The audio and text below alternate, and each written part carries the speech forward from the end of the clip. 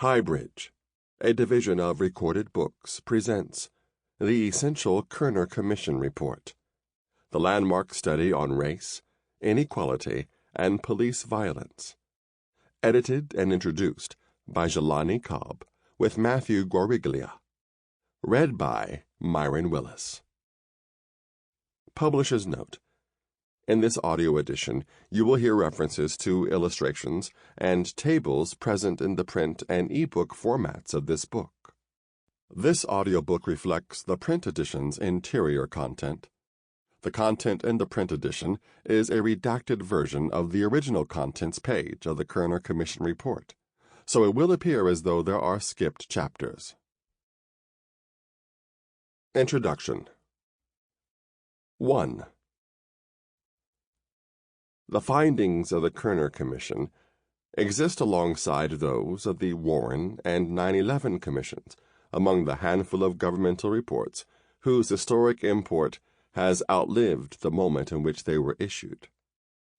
The Warren Report, intended to be the last word on the assassination of President John F. Kennedy, has been anything but, launching more inquiry and debate, not to mention conspiracy theories, in its wake than existed prior to its publication. The 9/11 Commission Report, issued in the summer of 2004, traced the origins of the terrorist attacks that destroyed the World Trade Center, which had killed 2,753 people 3 years earlier. In doing so, it became an essential guide to understanding the ongoing era of American politics that is defined by and continues to operate in response to the events of that indelible September morning.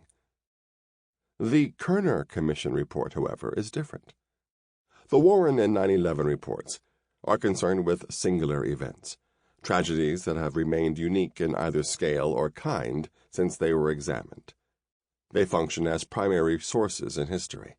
The Kerner Commission, more formally known as the National Advisory Commission on Civil Disorders, details an extant problem, one that is defined by its redundancy. This was apparent even at the outset of the report's existence. When President Lyndon B. Johnson created the commission in July 1967, it was tasked with understanding what had happened up to that moment. Nearly 24 uprisings, or, in the antiseptic language of the report, civil disorders, had occurred between 1964 and 1967, with the largest and most destructive taking place in the Watts neighborhood in Los Angeles over the course of 5 days in August 1965.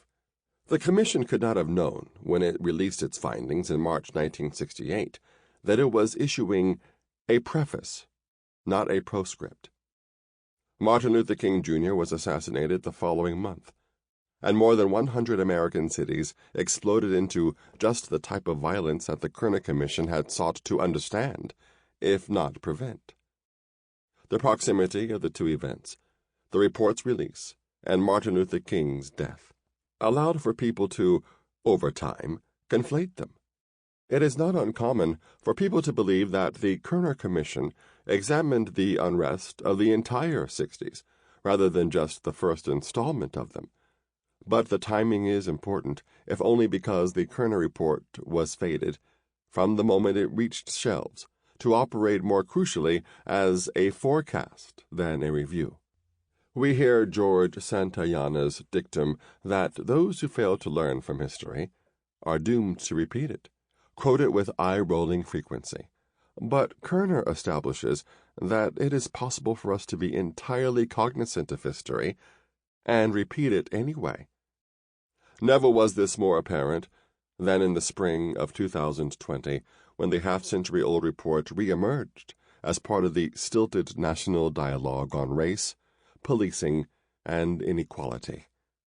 Around 8:00 p.m., on the spring evening of May 25, 2020, 4 Minneapolis police officers arrested George Perry Floyd, a 46-year-old black man, for allegedly passing a counterfeit $20 bill at a local convenience store. In the course of the arrest, the part-time bouncer was handcuffed and beaten while inside a patrol car, The police assault culminated in Mr. Floyd lying on the pavement next to the car, still handcuffed, while a 44-year-old white officer, Derek Chauvin, cavalierly kneeled on his neck for at least 8 minutes and 46 seconds. Chauvin kept his knee in place despite the pleas of nearby observers who cried out that Floyd needed medical attention. Despite Floyd's repeated assertions, "I can't breathe," and "they'll kill me," while crying out to his deceased mother for help. When Chauvin at long last relented, George Floyd was unconscious. He was taken by ambulance to a nearby hospital where he was pronounced dead. The official police report on the matter made no mention of the methodical asphyxiation and falsely accused the deceased of having resisted arrest.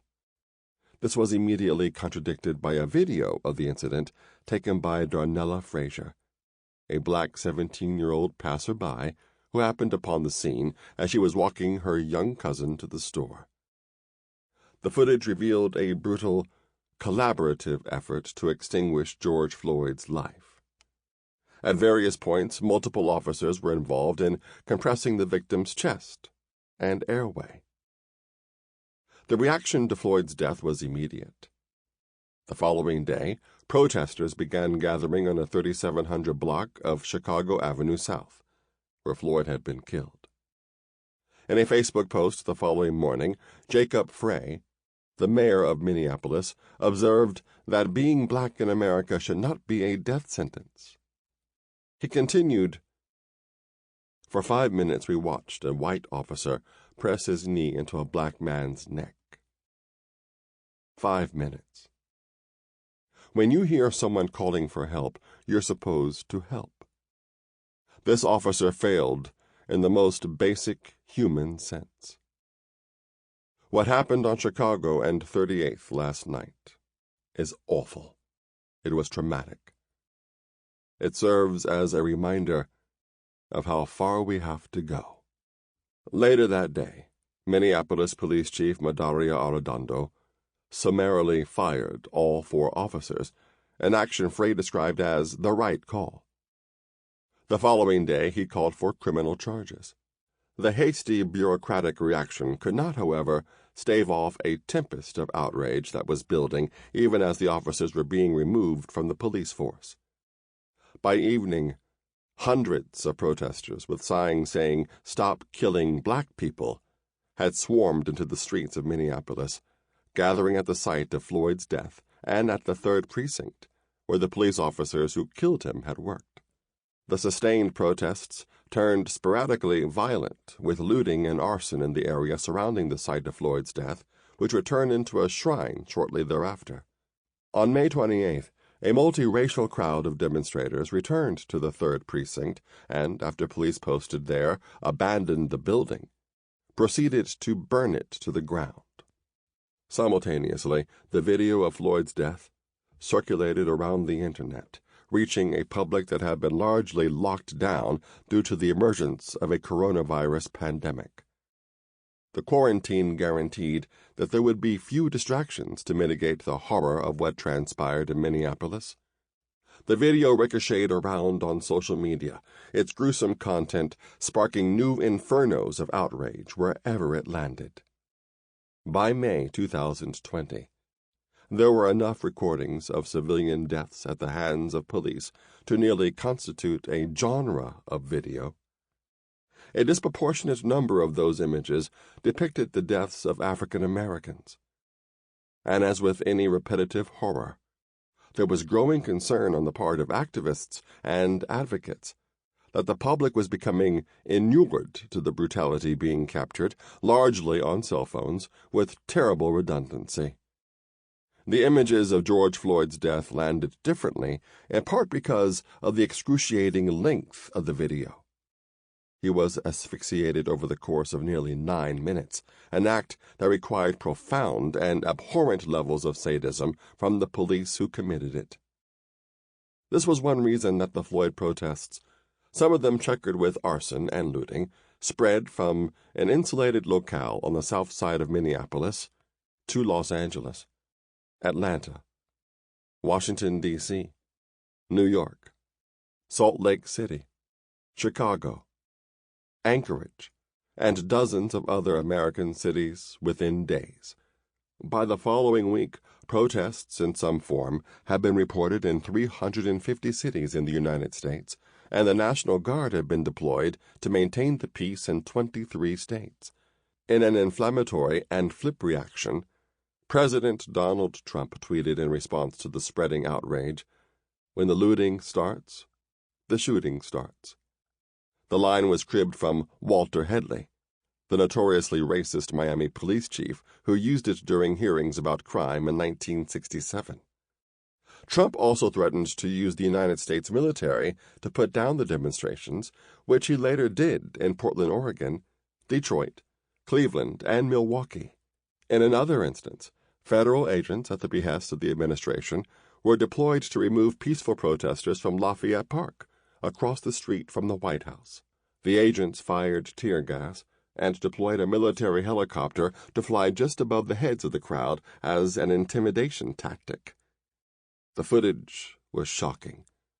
Observers noted that the melee took place just ahead of the anniversary of the Tiananmen Square protests in China, where in 1989, the authoritarian government crushed pro-democracy demonstrations. The vista of military force being used to suppress the First Amendment rights of American citizens was not only disturbing in the United States, but around the world, where George Floyd's death was already being protested in more than 60 countries. Some 9,000 Americans were arrested over the course of the 2 weeks that followed Floyd's death. Hundreds of millions of dollars in arson damage and looting was sustained, and at least 6 people were killed. How? Media, lawmakers, and the public seemed to wonder aloud. Had the nation come to this point? The snap analyses pointed to the immediate context of George Floyd's death. In 2015, a Minneapolis police officer fatally shot Jamar Clark, an unarmed 24-year-old African-American who, eyewitnesses said, was handcuffed at the time of the shooting, though police disputed that claim.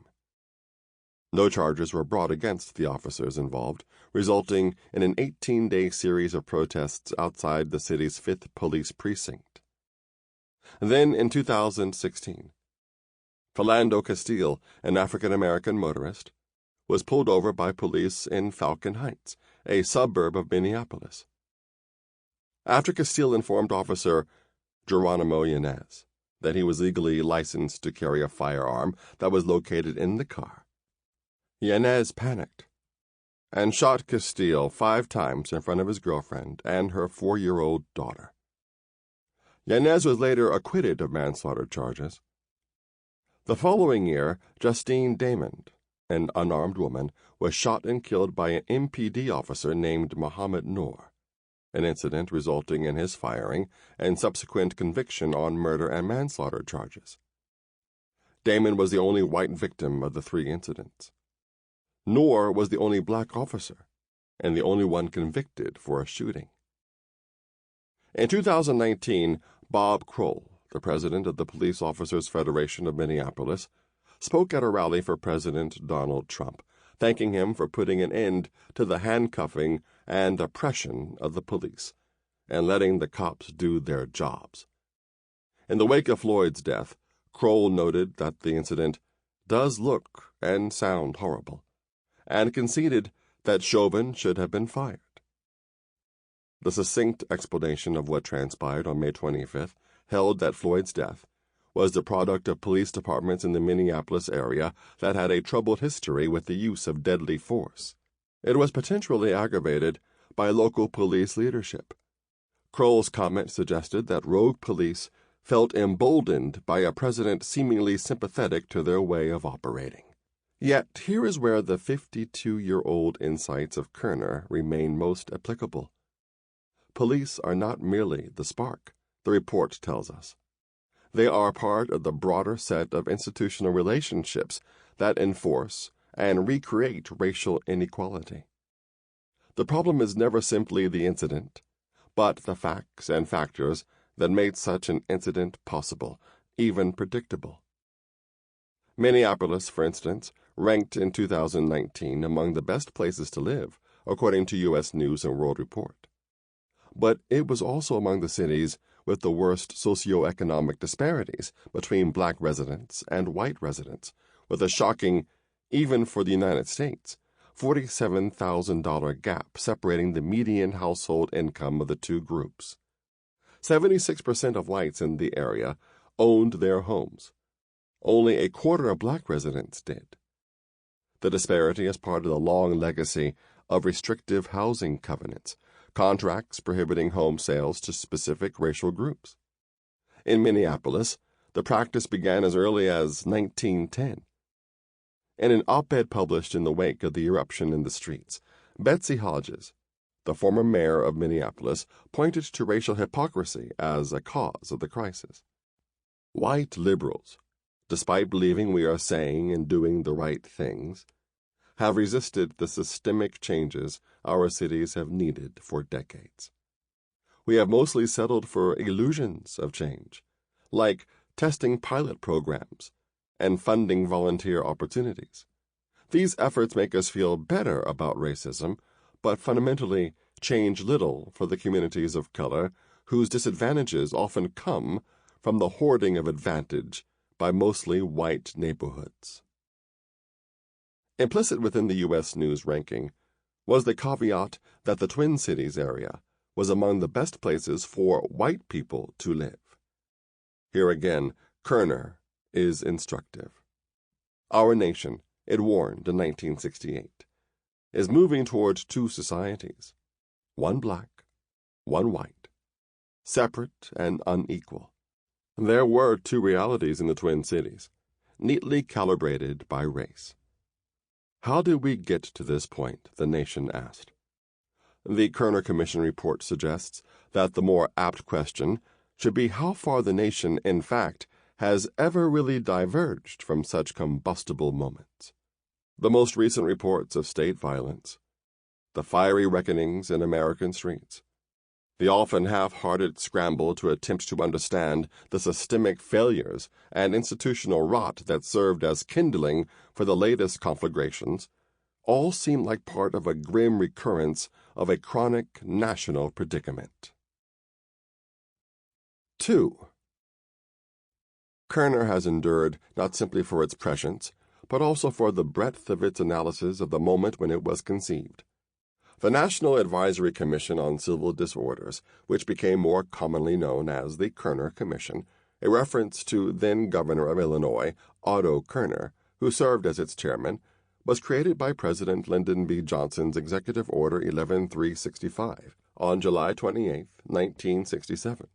The order was issued as entire stretches of the city of Detroit lay smoldering. The similarities to the Minneapolis protests are striking. On July 23, 1967, a police raid on an after-hours bar in Detroit sparked an explosion in which residents hurled rocks and bottles at police and culminated in a nearly week-long uprising marked by arson, looting, and 43 deaths.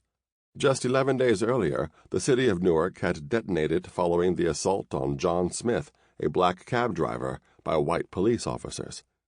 The reactions in the community were immediate and incendiary. In the chaos of social retribution that ensued, 26 people were killed and hundreds more injured, while the city sustained an estimated $10 million in damage. The poet and activist Leroy Jones, later known as Amiri Baraka, a Newark native, was pulled over while driving and beaten beyond recognition by police amid the bedlam. He later captured the enraged chaos of the moment in the poem Black People, which contained the memorable lines, "All the stores will open if you say the magic words. The magic words are, up against the wall, motherfucker, this is a stick-up." Charged with weapons possession, the poem was read by Judge Leon Kapp as evidence of Baraka's incorrigibility as he sentenced him to 3 years in prison, a conviction that was later overturned. Newark and Detroit were just the most notable of more than 24 American cities that ignited in revolts in that summer of 1967.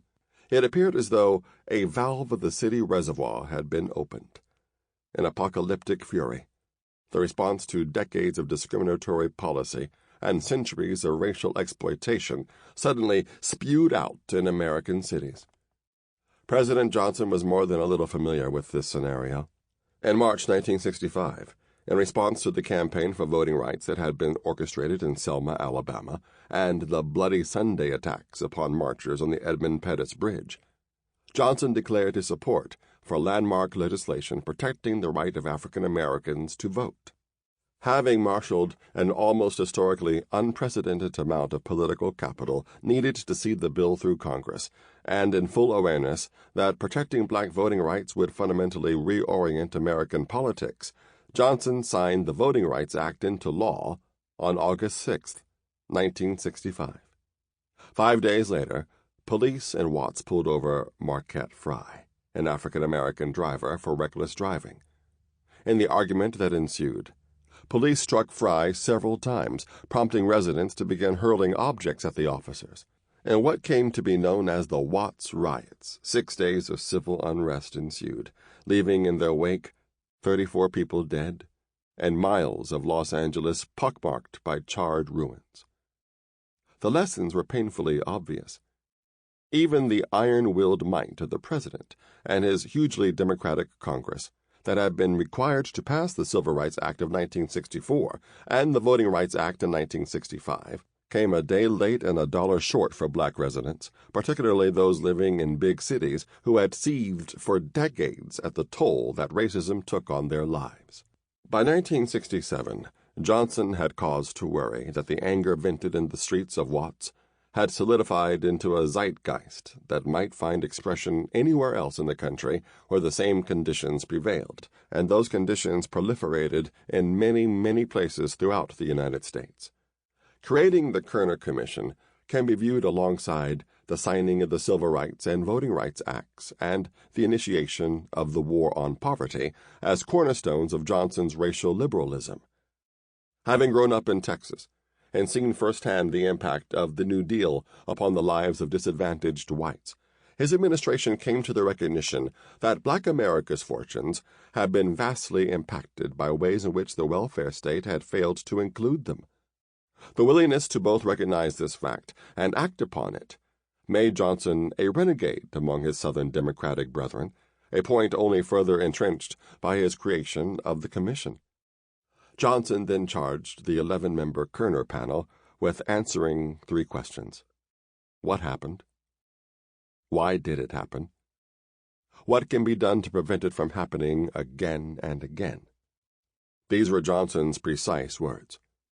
Addressing these questions, however, would mean answering dozens of subsidiary questions, the roots of which lay deeply tangled in American history and public policy. The members themselves represented a cross-section, albeit not a representative one, of domestic interests. Chaired by Kerner, the second-term Democratic governor of Illinois, the commission included 2 of his fellow Democratic elected officials, Congressman James Corman, the 4th-term representative of California's 22nd District, and freshman Senator Fred R. Harris of Oklahoma.